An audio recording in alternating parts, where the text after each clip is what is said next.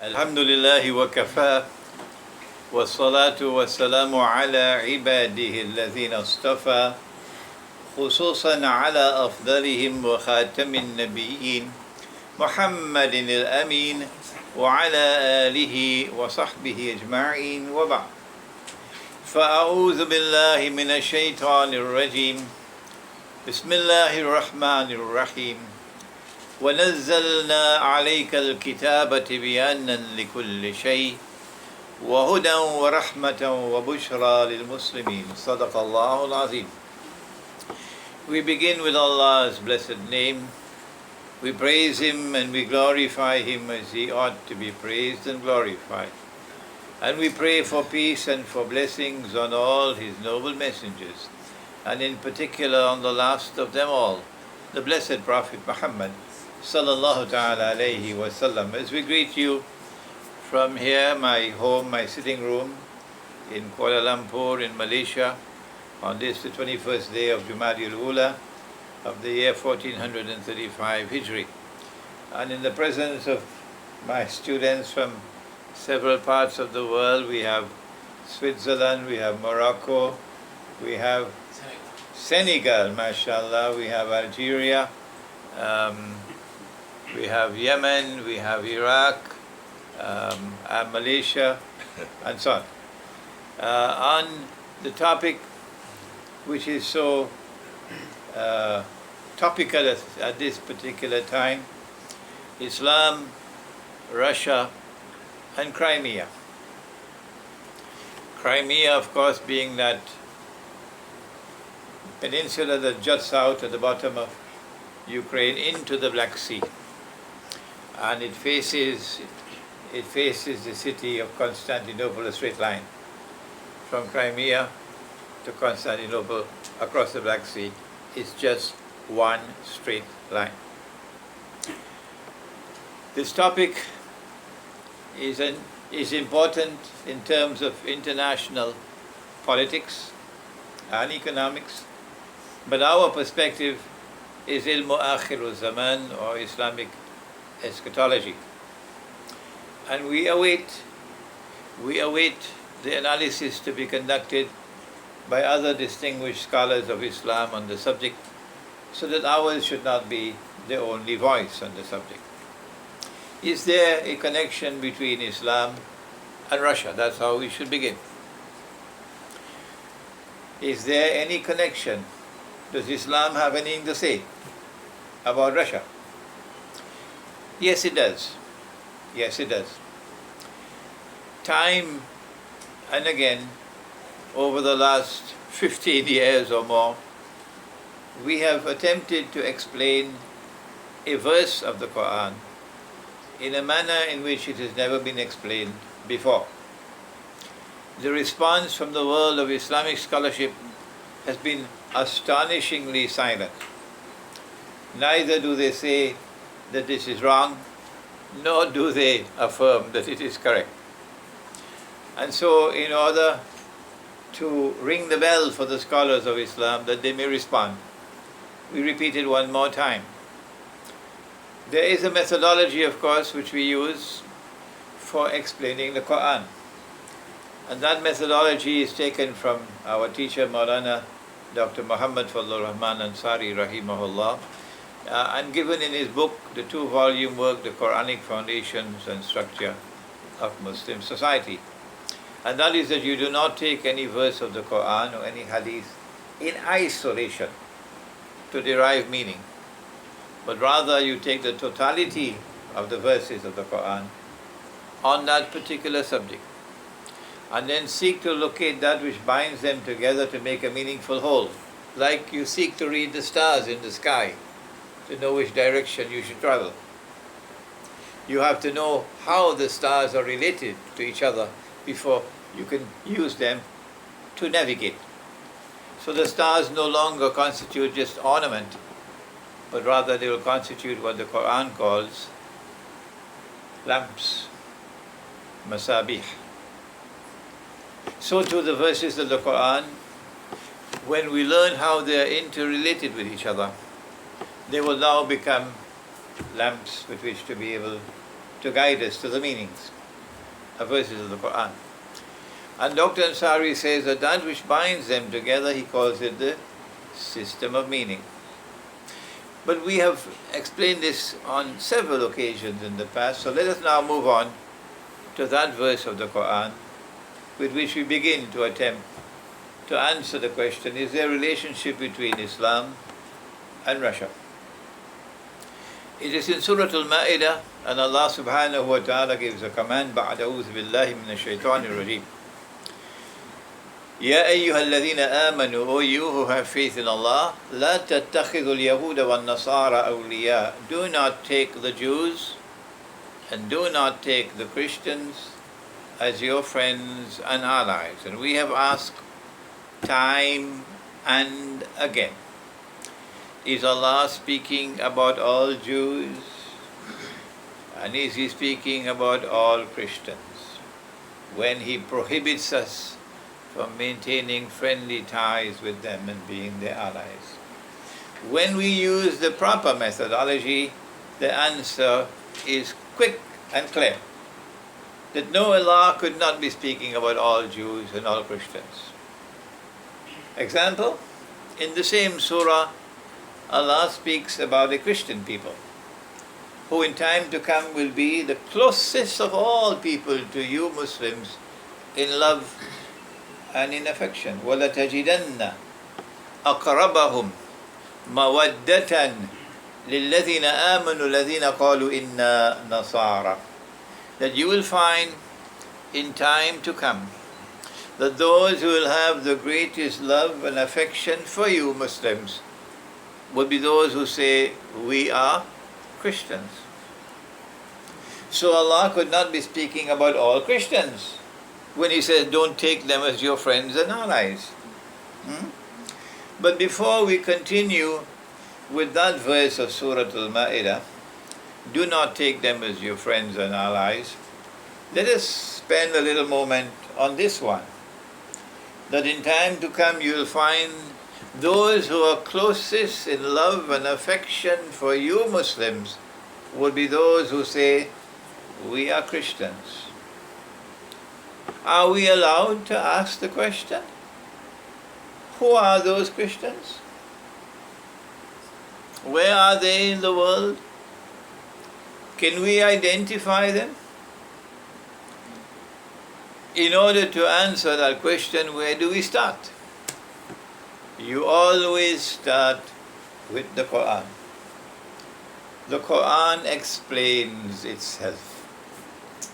Does the Quran identify any Christians with whom we have a friendly relationship? That's the question. If the Quran identifies such a Christian people, we don't need to go beyond the Quran. Yes, the Quran does identify a Christian people with whom we have a friendly relationship. It does so in which surah? The entire surah is named after them. Surah to Rum. Rum. Who is Rum? There are those who would, without any shame, without even any blush, would declare that Rome is Washington and Rome is NATO. Yes, a people with no sense of shame at all, and with not even a fraction of an iota of scholarship in them. Allah speaks of Rome only once in the whole Quran. The word Rome appears only once in the whole Quran. And here it is. بَعْدَ أَعُوذُ بِاللَّهِ مِنَ الشَّيْطَانِ الرَّجِيمِ Alif Lam Mim. One day, I believe, if we use the proper methodology, and after all the events have unfolded that are to unfold, someone will be able to explain Alif Lam Mim, Alif Lam Ra, Yasin, but only after you use the proper methodology. So far, no one has done it. So we leave it there. Alif Lam Mim, Ghulibatir Rum. Rum has been defeated.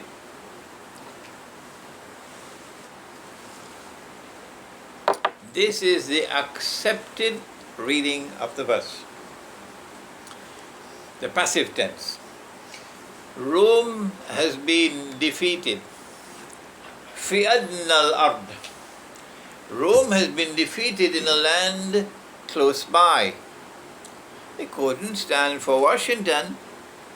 There was no United States of America when the Quran was revealed.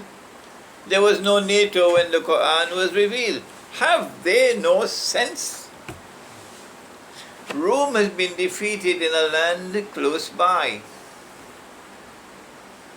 وَهُمْ مِنْ بَعْدِ غَلَبِهِمْ سَيَغْلِبُونَ. But the Quran is prophesying, divine prophecy, that after their defeat, they are going to be victorious. How soon? فِي بِدْعِ سِنِينَ. In just a few years. Not a long period of time.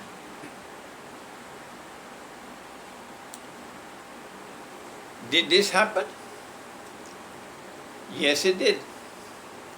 Who was it? It was the Orthodox Christian Byzantine Empire, which had its capital in Constantinople. And they were defeated in the land close by the Persian Empire. And then within a few years, they were able to turn the tables and they were victorious over the Persian Empire. This prophecy, divine prophecy in the Quran was fulfilled. Lillahi al-amr. Decision making is with Allah, not with NATO, not with the Security Council of the United Nations. Lillahi al-amr. Decision making is with Allah. Min qabl wa min ba'd. Min qabl wa min ba'd. On the previous occasion, it was Allah who decided. And on the next occasion, it is Allah who will decide. So there's another occasion when Rome will once again be victorious. Let us repeat that. This second one could not refer, as some commentators of the Quran would like us to believe, to the conquest of Makkah. Rome never conquered Makkah. No, the Quran is referring to a victory by Rome. Min qabl wa min ba'd. And so there is a previous victory, and then there is a subsequent, another victory which is to come. وَيَوْمَئِذٍ يَفْرَحُ الْمُؤْمِنُونَ. And on that day, on the previous occasion, when Rome was victorious, the Muslims or the believers celebrated. And on that day which is to come, on the other occasion, when Rome will once again be victorious, on that day the Muslims are going to celebrate. بِنَصْرِ اللَّهِ. With Allah's help. يَنْصُرُ مَن يَشَاءُ. Allah helps whomsoever Allah chooses to help. وَاللَّهُ عَزِيزٌ رَحِيمٌ. And Allah is powerful. And Allah is kind and merciful. This verse of the Quran clearly, without any ambiguity whatsoever, directs attention to a group of Christians with whom we Muslims have a positive relationship. And I'm not talking about the Ottoman Empire. No, I'm talking about the rest of the Muslims. The Ottoman Empire is a different kettle of fish from the rest of the world of Islam. We have a positive relationship with Rome. And then when Allah says that in time to come you will find that those who have the greatest love and affection for you Muslims will be those who say we are Christians. Obviously, we can identify the Christians now with whom we'll have that loving relationship. The answer is Rome.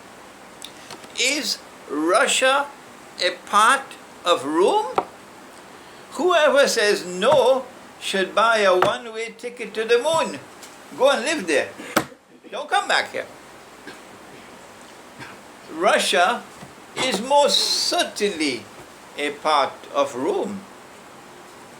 Russia is indeed the leader of Rome at this time.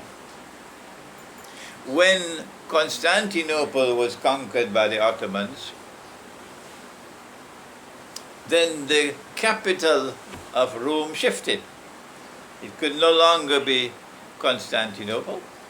The patriarch in Constantinople had to be a citizen of Turkey, had to be Turkish. So that could not be anymore the capital of Rome. Moscow then replaced Constantinople. But whether Moscow replaced Constantinople or not, you may want to argue with me. I don't have time to argue. What we are saying, and if I'm wrong, I invite you, my critics, to come forward with integrity. And don't hide behind pseudonyms. Use your name if you want to offer a criticism. This is scholarly integrity. If you want to criticize Imran Hosein and you're afraid to use your name, you're not a scholar. No. We say that Russia is a part of Rome. We are absolutely correct in that statement.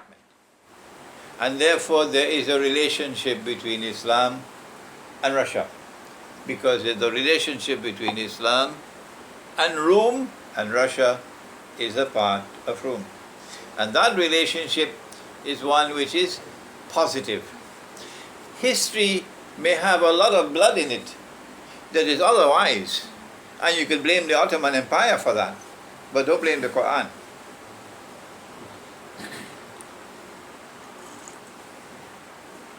So now let's go back. O you who have faith in Allah Most High, do not take the Jews and do not take the Christians as your friends and allies. You can do all kind of mathematics that you want to do. You cannot avoid the conclusion. It is a valid conclusion, it is unassailable that Allah is not talking about all Jews and He's not talking about all Christians. And hence we have the right to ask the following question. Well then, which Jews and which Christians is He talking about? This methodology is unassailable. We know that there have been several efforts to explain this verse of the Quran. Several efforts, meritorious efforts. May Allah bless them for their struggle. But this methodology that we are using is unassailable. Which Jews and which Christians is Allah speaking about when He says, don't take them as your friends and allies? And we say, the answer is there in the words which follow. بَعْدُهُمْ أَوْلِيَاءُ بَعْضٍ. As plain as daylight. The answer is بَعْدُهُمْ أَوْلِيَاءُ بَعْضٍ. Allah is saying, do not take such Jews and do not take such Christians as your friends and allies, بَعْدُهُمْ أَوْلِيَاءُ بَعْضٍ, who themselves are friends and allies of each other. In other words, the Quran is telling us, or you may want to use the word the Quran is anticipating.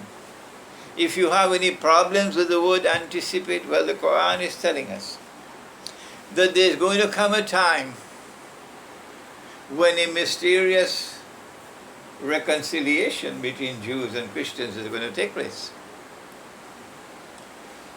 And a Jewish-Christian alliance is going to emerge in history. When that Jewish-Christian alliance takes place, then Allah is commanding us, do not take them as your friends and allies. Has that Jewish-Christian alliance emerged? The only ones who seem to be unaware of that are those who are waging their Yankee jihad in Syria, and they don't have time for the Quran. And the Yankee jihad in Libya, and they don't have time for the Quran. No. The rest of us know that the Jewish-Christian alliance has emerged. Yes, it has. It is the Zionist Jew and the Zionist Christian who have bonded themselves together in a Judeo-Christian Zionist alliance. And they are the ones who took power in Britain, causing the British government to issue the Balfour Declaration in 1917. They're the ones who took control of power in the United States of America, establishing a mysterious relationship with the United States and Israel, as Britain had with Israel before. They're the ones who today have NATO as their military arm. They're the ones who defy every law, domestic law, international law, every law they defy. They break every law in order to achieve their objectives. They use deception, they use monstrous lies, they use oppression, and then they come to you and tell you, you must obey the law. You are breaking the law when they don't have even any shame on their faces. But you've broken the law so many times. These are the ones who want to control the world. They're the ones who want to establish one world government. I don't know what's wrong with the world of Islamic scholarship, that they seem to be so happy talking and lecturing about peanuts and keeping the Muslim masses happy out there with halwa, while a people are attempting to take control of power all over the whole world.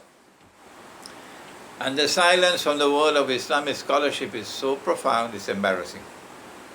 Embarrassing. These are the people who brought the state of Israel into being. These are the people who have kept Israel alive. And these are the people who want to rule the world, Islamic eschatology says, so that they could give to Israel the status of ruling state in the world. Why do they want Israel to rule the world? The rest of us know it. The only ones who don't know it are those who are waging their Yankee jihad in Syria. They don't have time for this. They want Israel to rule the world, so that tomorrow a man will stand up in Israel. Nabi Muhammad ﷺ described that man to us. He said he would be a Jew, not a system. He said he would be a Jew. He said he'd be a young man. He'd be powerfully built. He'll have curls. The Orthodox Jews have curls. And he would declare from Jerusalem, I am the Messiah, Al-Masih. But he would not be the Messiah, because he would not be the son of Maryam, alayhi salam. He would be Al-Masih al-Dajjal. All of us know that. They don't know it yet. They're too busy waging their Yankee jihad, taking weapons from NATO, begging NATO to impose a no-fly zone so they could bomb the Gaddafi out of existence, so they could then take over Libya. Without the help of NATO, they could never have taken over Libya. No. So they took help from the enemies of Islam. They took help from those that Allah prohibited us from maintaining friendly ties with them. And now they parade themselves as mujahideen. No, they are Dajjal's warriors. This then is the Quran explaining to us the world today. Do not be their friends. Do not be their allies. Is the world of Islamic scholarship aware of this verse in the Quran? Are our learned and distinguished scholars of Islam around the world even aware of this verse in the Quran? That Allah is prohibiting us from maintaining friendly ties and being allies of a Judeo-Christian alliance. The silence from the world of Islamic scholarship is so profound it is now embarrassing. What is the price that we pay if we violate the law and maintain friendly ties with them? What is the price we pay if we enter into their embrace? For example, they destroy the Khilafah and they replace this with this bogus modern republican state, which declares that Allah is no longer Al-Akbar and Al-Malik. Sovereignty now belongs to the state. And we all are incorporated into this system within the United Nations. What is the price that we pay if we violate the order of the Quran and enter into their embrace? What is the price we pay if we allow them to remove dinar and dirham from the market and they replace it with this bogus paper, plastic and electronic money, which is ripping us off? We enter into their political embrace, we enter into their monetary embrace. What is the price that we pay? What is the price that we pay if we enter into their market? The market that they establish and control, which is a market of thieves, where a banking system now rules the world of the market. A banking system based on riba. If we do that, what price do we pay? I did not ask, have we done it? I'm asking, if we do it, what is our price? Allah says, وَمَن يَتَوَلَّهُ مِنْكُمْ فَإِنَّهُ مِنْهُمْ.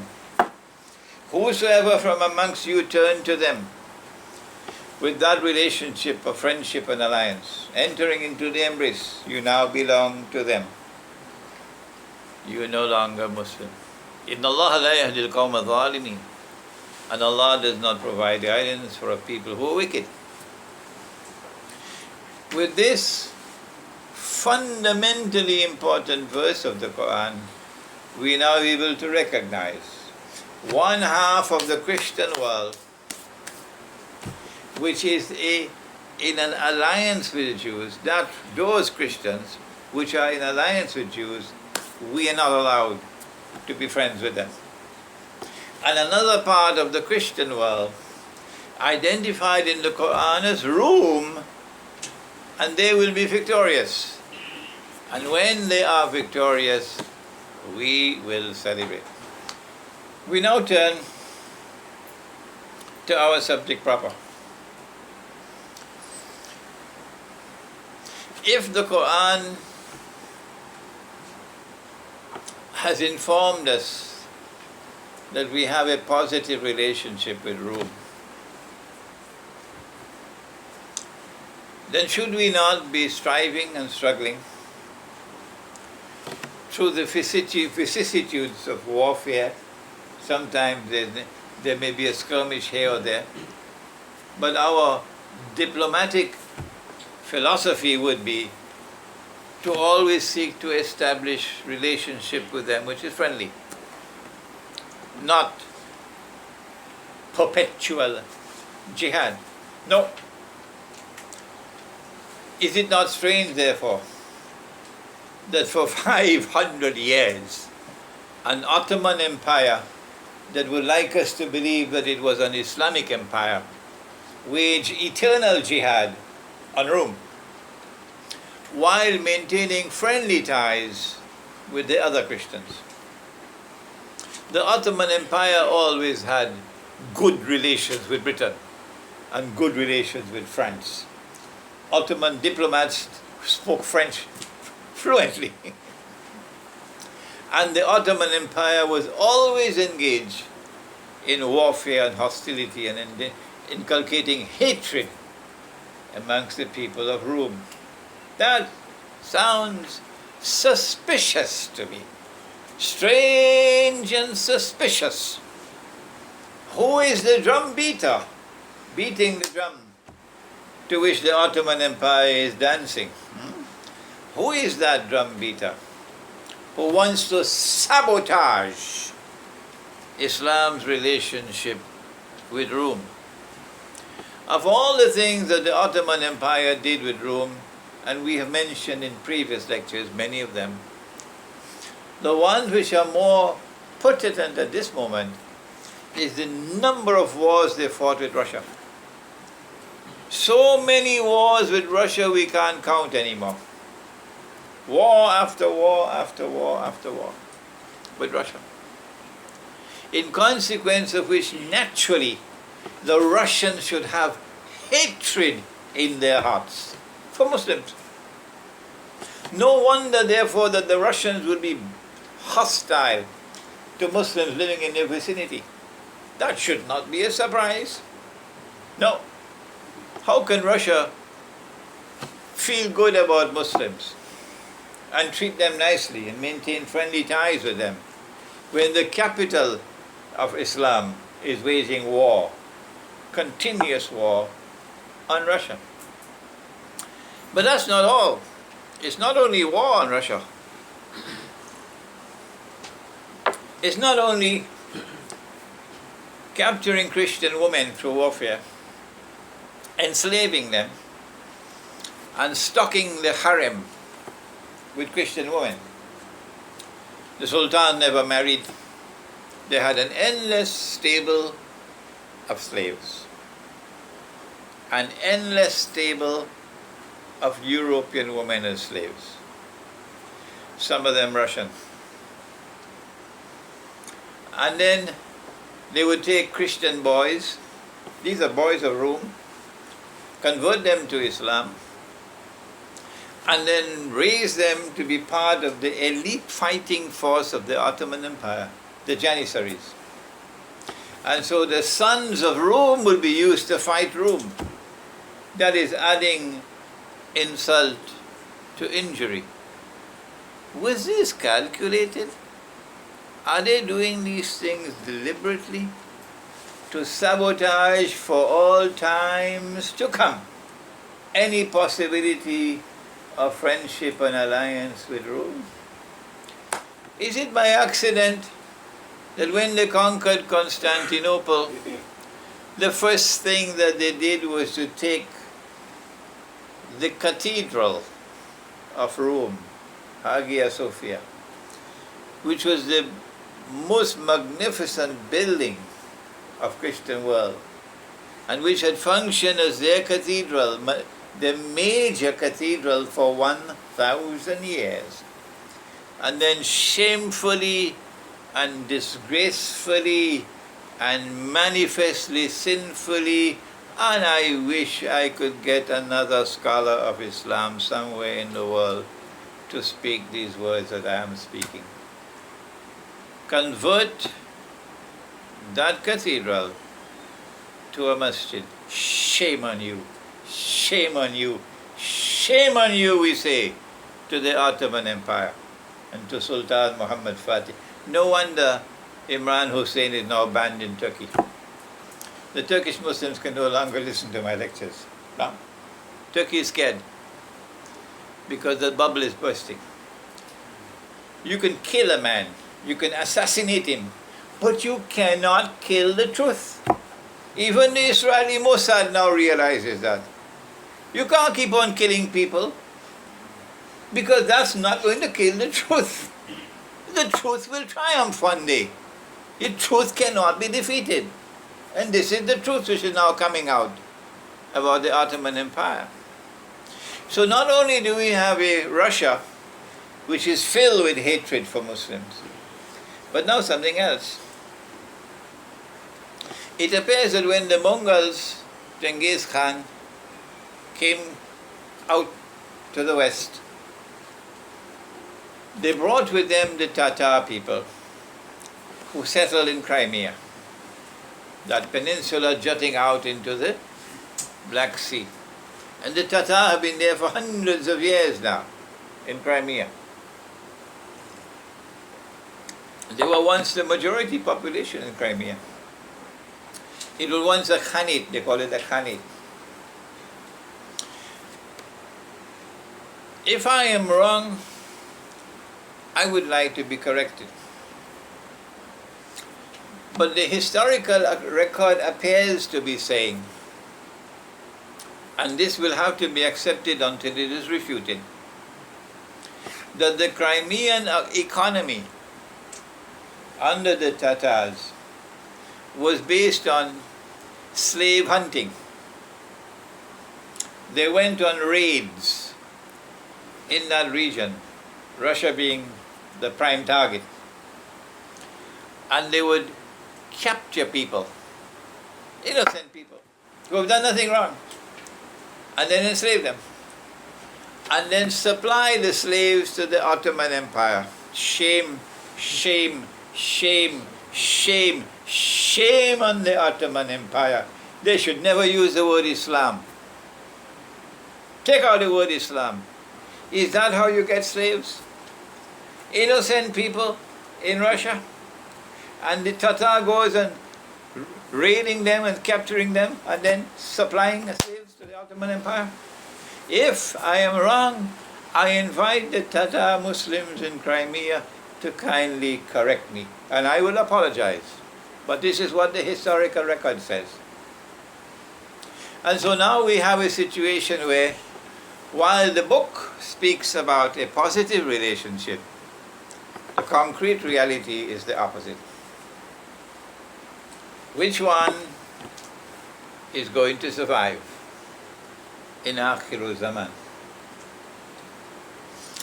The answer is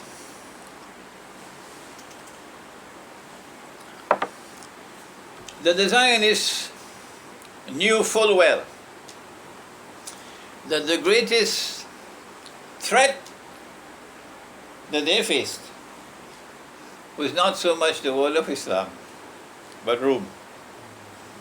They knew that. And when Allah says in the Quran about the body of Fir'aun, Surah to Yunus, that when Fir'aun was drowning, he realized that he wasn't God. He was dying.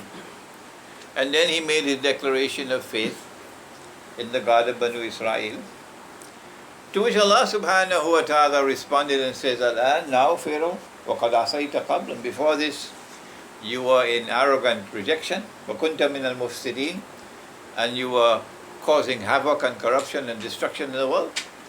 فَالْيَوْمَ نُنَجِّيكَ بِبَدَنِكَ, this day we have preserved your physical body. So this physical body will not be destroyed. No, it will be preserved. لِتَكُونَ لِمَنْ خَلْفَكَ آيَةً, but when your physical body is discovered in time to come, when it resurfaces in the historical process, it will be a sign for a people to come after you. وَإِنَّ كَثِيرًا مِنَ النَّاسِ عَنْ آيَاتِنَا لَغَافِلُونَ, but most people are just too busy to bother about the signs of Allah. Afternoon traffic, morning traffic, too busy. So they're negligent about the signs of Allah. What is that sign? The body of Pharaoh was discovered. The prophecy, the divine prophecy in the Quran was fulfilled. The body of Pharaoh was discovered in 1898, about the same time that the Zionist movement was established. So what is the sign? No one prior to this has ever offered any explanation other than this is a divine prophecy, it has been fulfilled, therefore the Quran is the word of Allah. When we turn to Islamic eschatology, we are able to offer a new meaning. That the sign is much more than simply fulfillment of a divine prophecy. No. That the body was preserved and that the body was rediscovered at the time when it was rediscovered was significant. The moment when it was rediscovered, what is the significance? Answer: in consequence of the birth of the Zionist movement, history will now repeat itself. This is our opinion, and we have constantly warned, when we give an opinion, don't accept it. Never, never, never accept our opinion unless and until you are convinced that it is correct. This is the respect we have for the intellect of our students. We never ever say, don't listen to that man, don't listen to this man. Not us, we don't do that. History will now repeat itself. The epic encounter between truth and falsehood, between Fir'aun and Musa alayhi salam, between power of those who are arrogant oppressors and the powerlessness of the oppressed, of Musa alayhi salam and Banu Israel, will now be repeated in history. And when the body is discovered, the countdown begins. The last countdown of Akhir Zaman began when the body was discovered. In the year 1902, we found something strange. The Zionists were able to convene a conference in Paris to plot the downfall of the Ottoman Empire. 1902. Paris. Oh, but France was always a friend of the Ottomans. Britain was always a friend of the Ottomans. And now in Paris the meeting takes place. It took them 6 years. Between 1902 and 1908. Only 6 years. It is stupendous. It is incredible. It's beyond understanding that in such a short period of time, they were able to launch a revolution which toppled the Sultan and the Khalifa. Abdul Hamid was forced to step down. And in his place came a godless secular regime, nationalist, to take over control of the Ottoman Empire. And the stage is now set for the Zionists to achieve their goals. In the next year, 1909, Britain and France reached out to Russia to get Russia to enter into a triple alliance. Why? Because they want to checkmate the Ottoman Empire. The big war is coming. The Ottomans cannot turn to Britain and France in an alliance when Russia is in the alliance, because the hatred for Russia is too great amongst the Ottomans. So by Britain and France embracing Russia in an alliance, it checkmates the Ottoman Empire. The only way you could do now is to turn to Germany, nothing else. The pieces are being moved in the chessboard.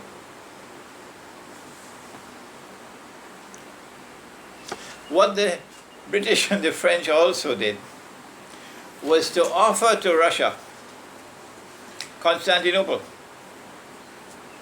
And Russia is so happy. This is our spiritual capital. This is where Hagia Sophia is. And so Russia is happy to enter into this alliance with Britain and France. And then came the First World War.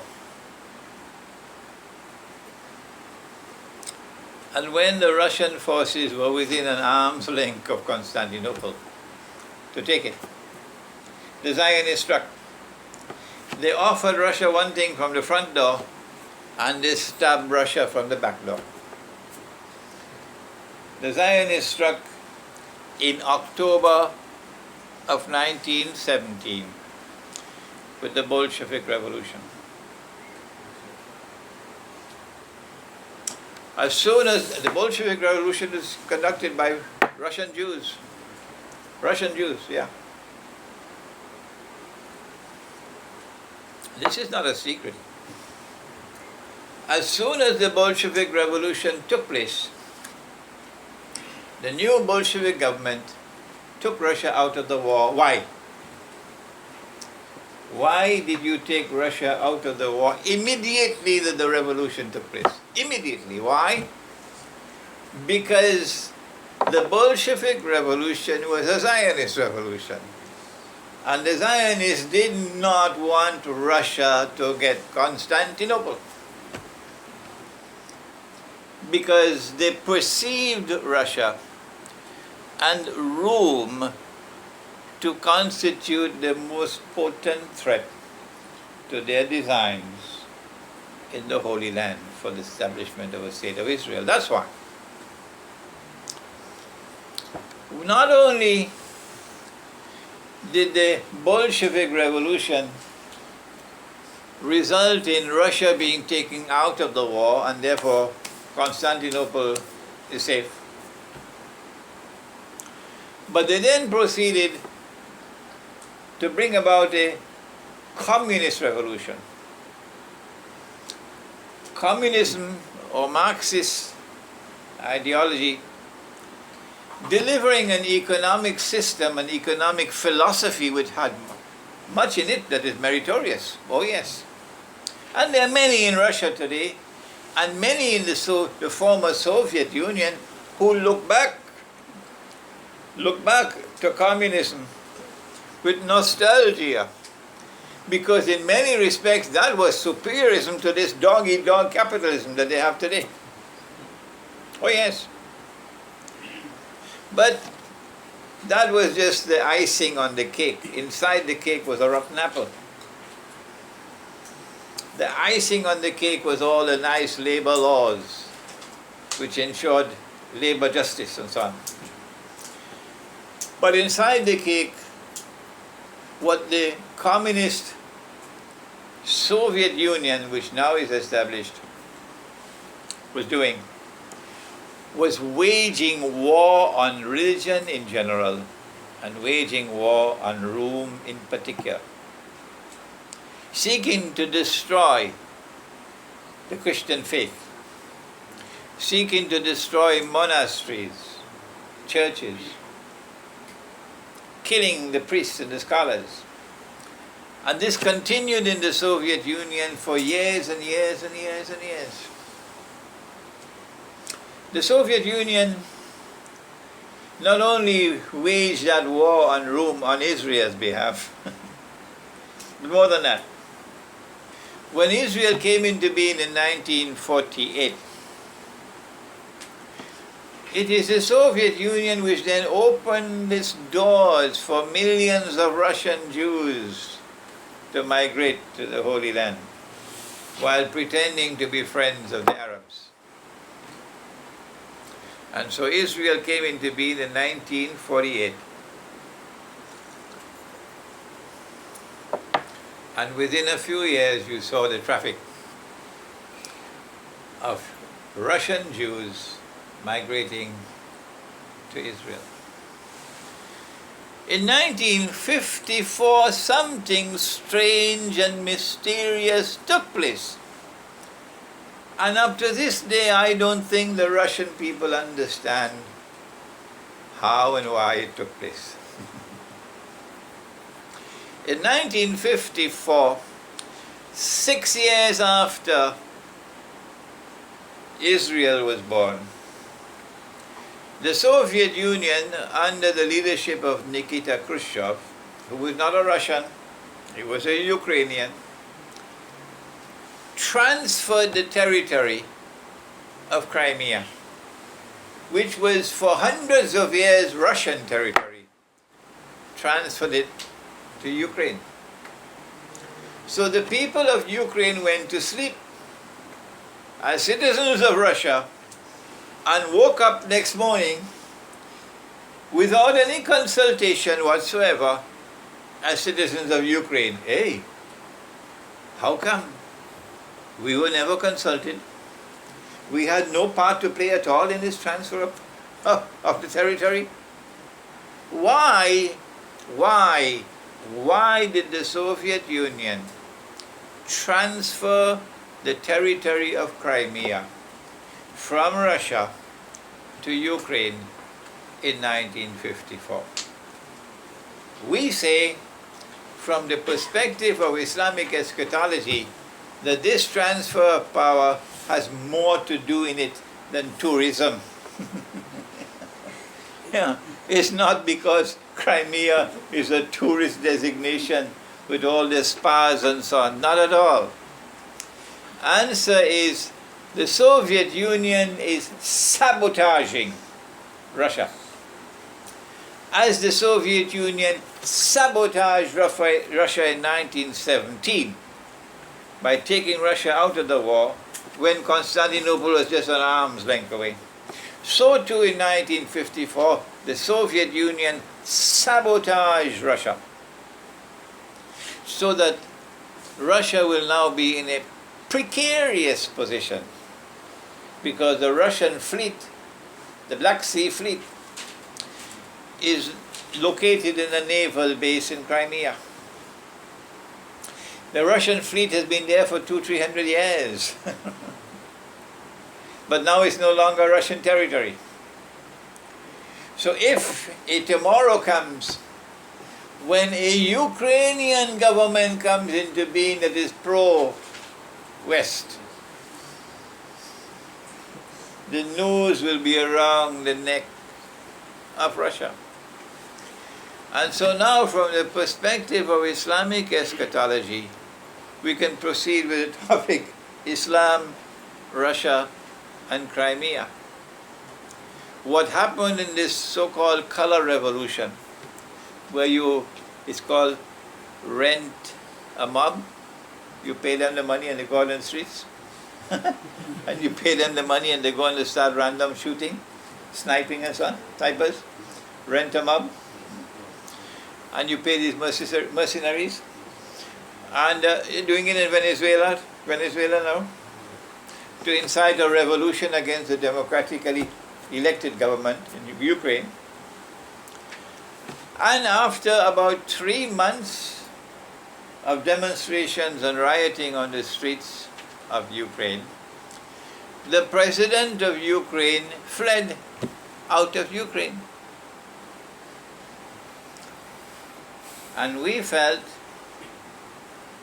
that Russia had been outmaneuvered,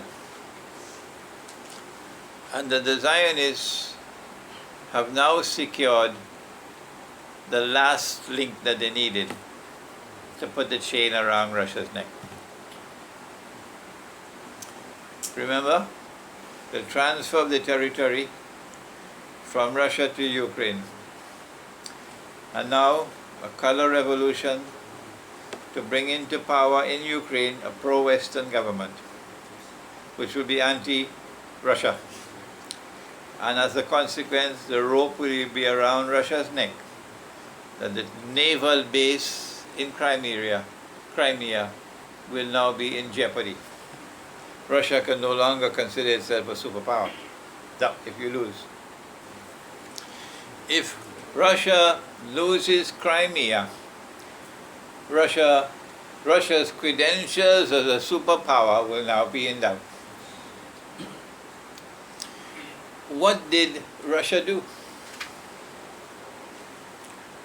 What has happened over the last few days constitutes, in my opinion, the first major setback,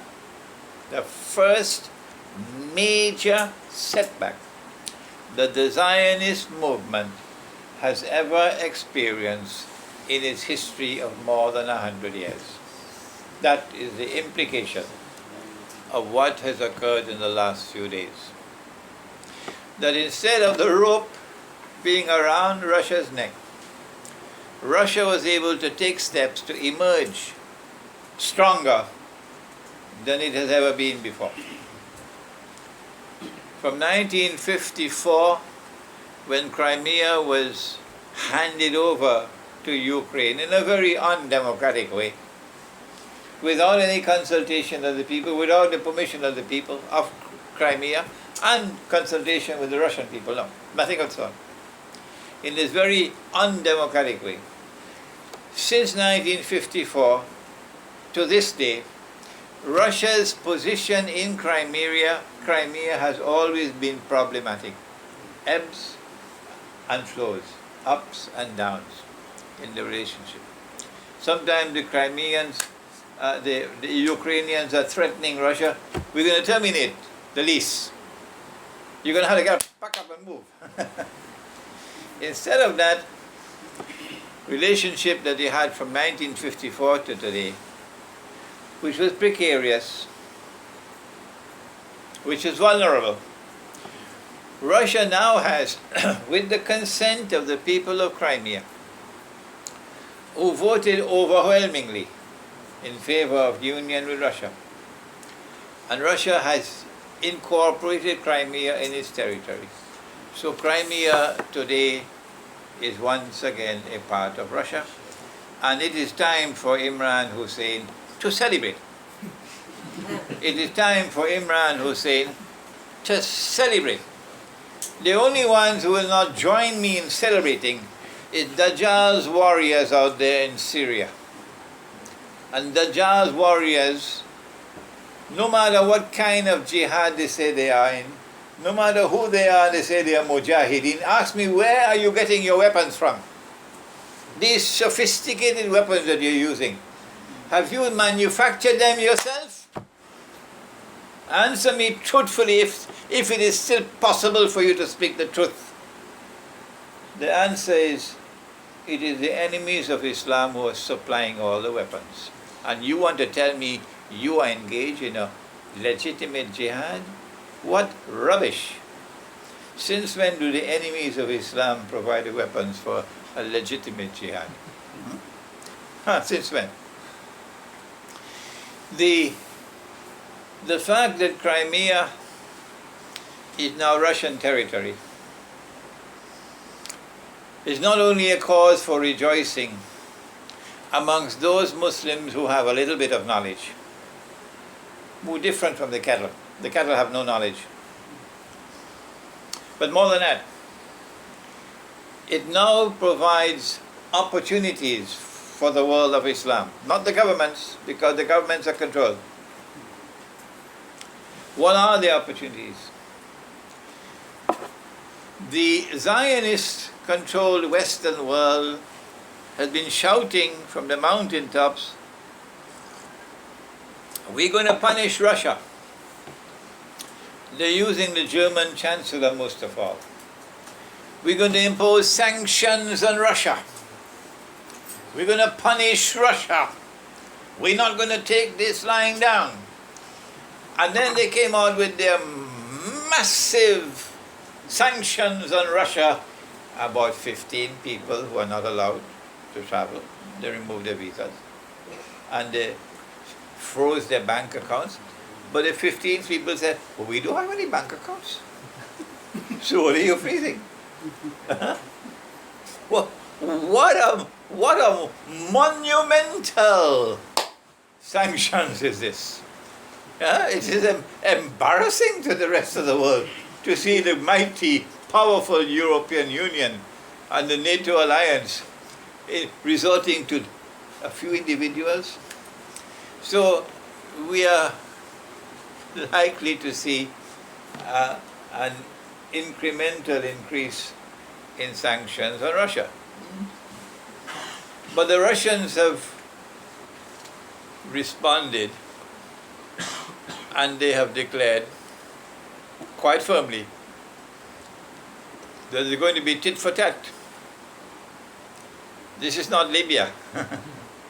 No, this is Russia. This is not Iran. This is Russia. And we have a friend in China. So if you impose sanctions on us, we have the capacity to respond. And the damage will be done to all of us, not just to us. You will also be damaged. And they believe Putin. They know that he's going to do it. But the Zionists have suffered such an embarrassing defeat in Crimea that they have no alternative but to proceed with sanctions. Otherwise, they'll be the laughing stock of the world. And in this war of sanctions which we are now going to witness, there's opportunity for Islam, opportunity for Muslims. For example, dinar and dirham. An opportunity for dinar and dirham. When they impose sanctions, the trump card that they have is a banking system. So banks are going to refuse to deal with Russia. Okay? When Russians want to trade now, they can't trade. They can't send money through the banking system because the Zionists control the banking system.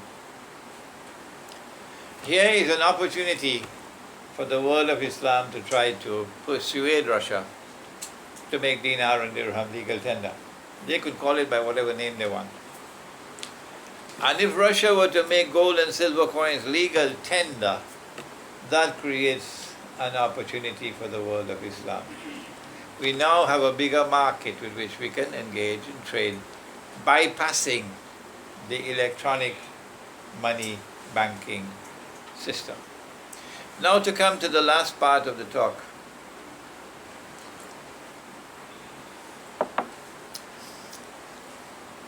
The fact that Russia is standing up to the Zionists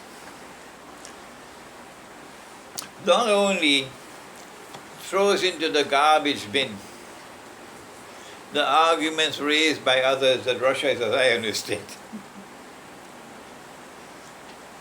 but more than that, it sets the stage for Armageddon, because the Zionists are pursuing a pig-headed obsession, a pig-P-I-G, pig-headed obsession to rule the world.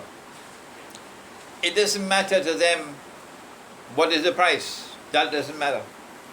So if the price is world war with Russia, so be it. If the price is that most of mankind must perish, so be it. It doesn't matter to them. The Zionists, they don't have mind of their own to think. Their minds are controlled by dajjal. So the stage is now set for Armageddon, or what the Prophet ﷺ called the Malhama. And from the perspective of Islamic eschatology, while the rest of the world of Islamic scholarship seems obsessed with teaching peanuts, that's all they teach, peanuts. From the perspective of Islamic eschatology, we know that the next major event to occur in history is going to be the Malhama, based on the hadith of the Sunan of Abi Dawood. Umranu Bayt al-Maqdis, Kharabu Yathrib. Kharabu Yathrib, Khuruj al-Malhama. Khuruj al-Malhama, Fatul Constantinia. Fatul Constantinia, Khuruj al-Dajjal. That there are events which fall in a line, the timeline. The first being that Jerusalem emerges as center stage in the world. Second, that Medina is now in full-on desolation. And now the third, which these two already have come to pass, the third is the Malhama. Once the Malhama breaks out, which can take place any time now, it's going to be soon. How soon? I don't know. Nobody knows. But we know it's soon. Once the Malhama takes place, that's the cue for all of Algeria. We have an Algerian here. We have two Algerians here. We have three Algerians here, mashallah. Once the Malhama takes place, that's the cue for you in Algeria. That's the cue for you in Morocco and in Tunisia to head to join the army. The army that will conquer Constantinople. Because that's the prophecy of Nabi Muhammad alayhi salatu wasalam. When I went to Moscow last July, and I informed them about Islamic eschatology, informing them that on the basis of Islamic eschatology, we know that there is a conquest of Constantinople that is coming, prophesied by the Prophet Muhammad alayhi salatu wasalam. That's why they have banned me in Turkey. They don't want the Turkish people to know. They don't want the Turkish Muslims to know that the conquest of Constantinople, prophesied by Nabi Muhammad alayhi salatu wasalam, has not as yet taken place. No, it is to take place in Akhirul Zaman. Don't come with this rubbish that there are two conquests in order to fudge the books, to give some kind of legitimacy to Muhammad Fatih. Not at all. There's only one conquest of Constantinople prophesied by Prophet Muhammad alayhi salatu wasalam. That's the honest answer. So they were surprised in Rome, in Moscow. The Orthodox Christian world was surprised because they have the same prophecy. Christian eschatology is that Christianity is going to conquer Constantinople in Akhirul Zaman.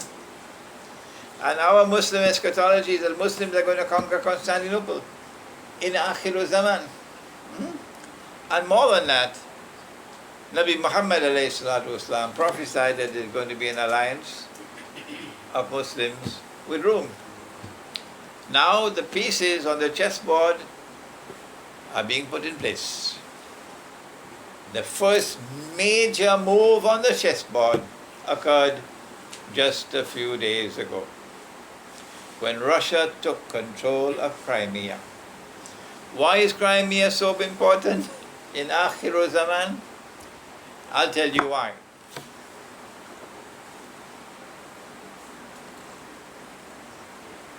You don't need a PhD from MIT to know that the Great War that's coming is going to be fought with nuclear weapons. No. You don't need a PhD to know that once nuclear weapons start, it's going to be a fight to the finish. So thousands of nuclear weapons are going to be used. You don't need a PhD to know that not only would most of mankind perish, and most of mankind seems to deserve to perish because they've turned away from Allah. But more than that, that the radiation which will be emitted from the explosion of thousands of nuclear weapons is going to so pollute the atmosphere that the Prophet said, sallallahu ta'ala alayhi wa sallam, that even birds will fall down. Why will birds fall down? Because the birds can no longer navigate the pollution of the atmosphere with electronic waves, electromagnetic waves and so on. The birds can no longer navigate. So if birds can no longer navigate, then that's goodbye to electronic warfare. That's goodbye to aircrafts. Nothing will fly after that. Nothing will fly after that. No cruise missiles can be used after that. No air-to-surface missiles can be used after that. No. Not after the Malhama. For the wars are going to be fought after the Malhama on the land and on the sea, not the air. And the wars are going to be fought on the land and on the sea. Now then, there's a straight line between Crimea and Constantinople. And we can now understand why the Zionists probably cannot digest the dinner after the events of the last few days. While the world of Islamic scholarship continues to sleep, so soundly are they sleeping, they're even snoring now. So soundly are they sleeping, they're even snoring now. But over the last few days, what has happened is that the straight line between Crimea and Constantinople is now clearly visible. And so the attack that will take place on Constantinople will be on the land and on the sea. The naval attack from Crimea to Constantinople, just across the Black Sea, and the land attack when the Algerians, and we have 3 Algerians here, the land attack by an army that Nabi Muhammad ﷺ praised when he said, لَتَفْتَحَنَّ الْقُنْسْتَنْتِنِيَّةِ, you'll most certainly conquer Constantinople. Notice I've never used any other name for the city. No. Notice I've said about Mustafa Kemal, you can get lost. You and all the Turkish people who worship you, get lost. If the Prophet of Islam referred to this city by the name of Constantinople, you cannot prevent a Muslim from using that name, because that is sunnah, to use the name Constantinople. And so Constantinople is going to be attacked by an army, a land army. And the Prophet ﷺ praised that army. وَلَنِعْمَ الْأَمِيرُ آمِرُهَا وَلَنِعْمَ الْجَيْشُ ذَلِكَ الْجَيْشُ. He praised the commander of that army, and he praised that army that is going to conquer Constantinople. And so the conquest of Constantinople will take place on the basis of an alliance with Rome. We've seen this part of the alliance, the army that's going to come from Algeria, Morocco, all over. And that part, which is going to be the naval one, coming in a straight line from Crimea to Constantinople. Once the city of Constantinople is captured, the back of NATO is broken. The Russian fleet can enter the Mediterranean. And that is going to be perilous for Israel. We pray that Allah subhanahu wa ta'ala may give to our people a light with which to see and understand what so many today do not understand, and give them backbones to stand up and proclaim the truth, regardless of the price we have to pay. ربنا تقبل منا إنك أنت السميع العليم وتب علينا يا مولانا إنك أنت التواب الرحيم برحمتك يا أرحم الراحمين آمين. I believe the audience out there who are going to be listening to this lecture tomorrow, Jamal, by tomorrow inshallah, would be happy and appreciate it if you all have any questions so I can answer them.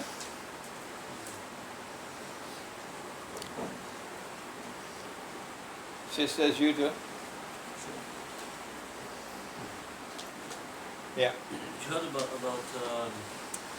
Foreign Affairs Minister of Russia were in Tunisia last week.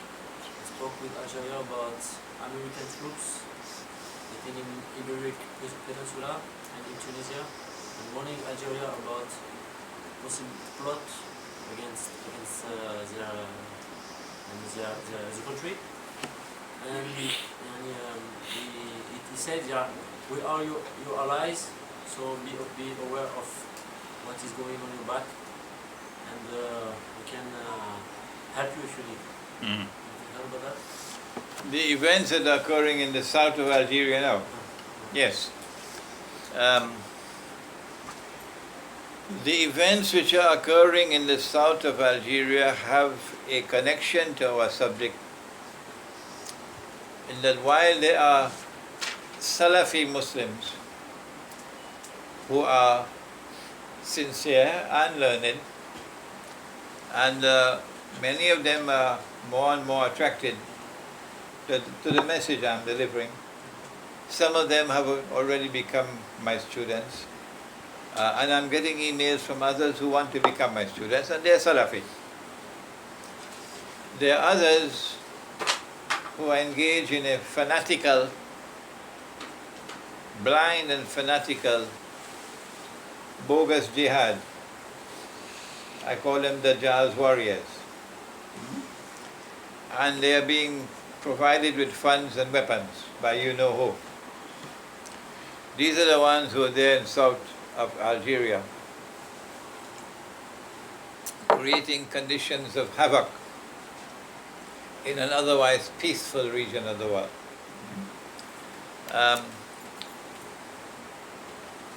wherever these people appear, you know the design, the map is drawn by the Zionists. So it will appear that the Zionists have now come around to using this method of seeking to destabilize Algeria. I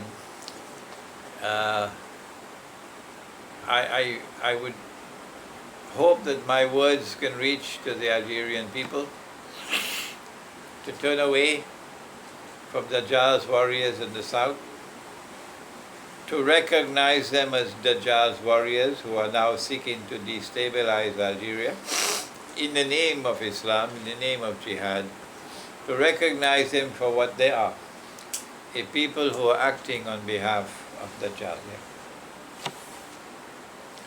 Any other questions?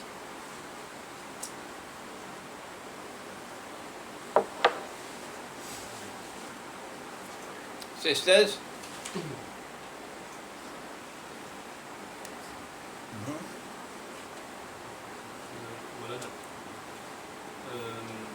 Previously, during Khalifah time, like Khulafa al-Rashidin, we used to open cities, like Makkah, for example.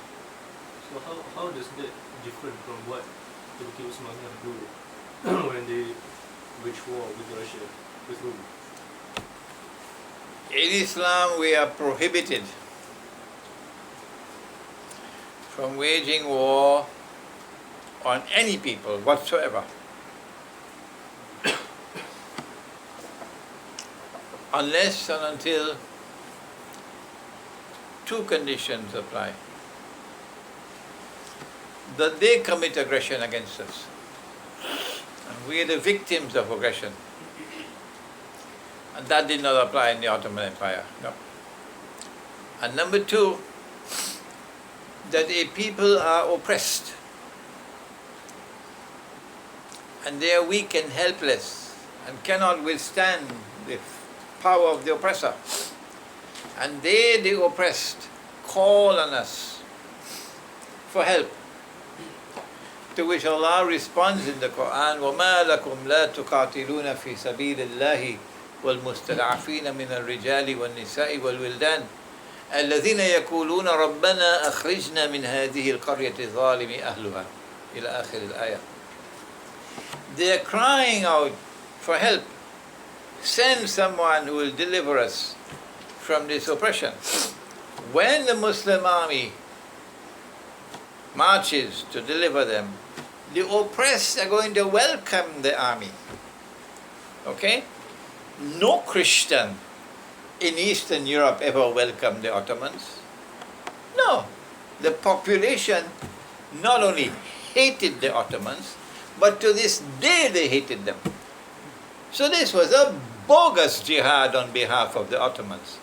And it is shameful, it is disgraceful that Islamic scholarship cannot recognize that the Ottomans were waging a bogus jihad for 500 years. There is another philosophy which says that Islam has ordained eternal jihad against all the world until Islam imposes Islamic rule over the whole world. And when we impose our rule over you, you have a choice. You can remain Christian, or you can become Muslim. If you want to remain Christian, you pay jizya. But our duty is to rule the world. This is Dajjal's warriors, those idiots in Syria, those idiots in Libya. And I call them idiots. I call them fools. They're going to be angry with me. I know. One of these days they might want to come and even attack me. It doesn't matter to me. My answer to them is, you can kill a man, but you cannot kill the truth.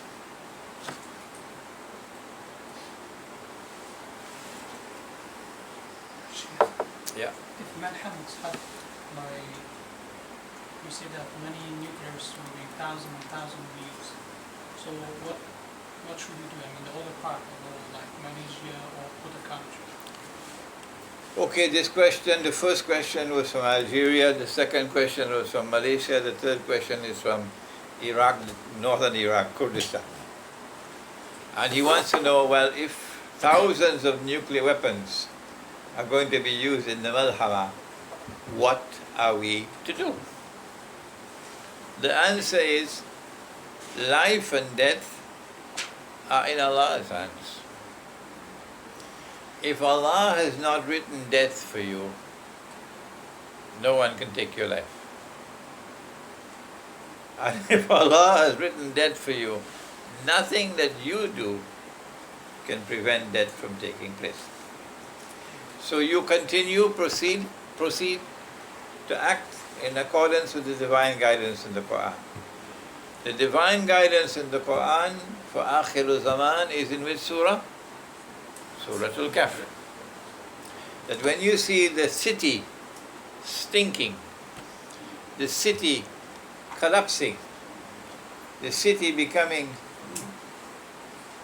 Sodom and Gomorrah, governments enacting legislation that a man can marry another man and get a marriage certificate, then that's the time for you to act in the manner that the young men in Surah Al-Kahf acted.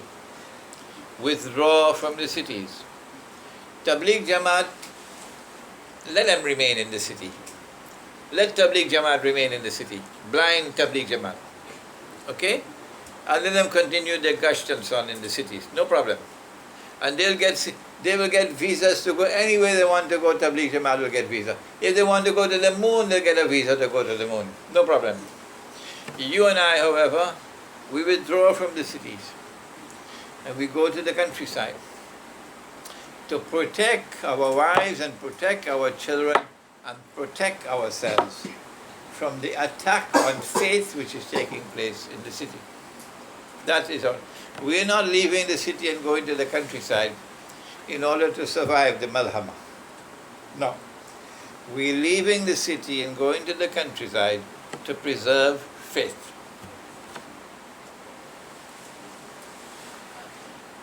So, could you please elaborate more on the opportunities that will arise for trading in dinar and dirham when the Western countries decide to move forward, sanction Russia? How can we do this in a big scale, knowing that the government will be involved? And maybe a concrete question would be, as now we see that... Go one question at a time. Oh, yeah. Okay, this question from Senegal. I said that if the European Union and the United States impose sanctions on Russia, economic sanctions, the Russians have already declared it's tit for tat. We're going to retaliate. It is therefore inevitable that sanctions are going to be imposed on Russia through the banking system. Inevitable that you see the Russian ruble collapsing in value. When I was there in Moscow in July, the ruble was trading at about 33 rubles to $1 US. Yesterday I saw it at somewhere around 36.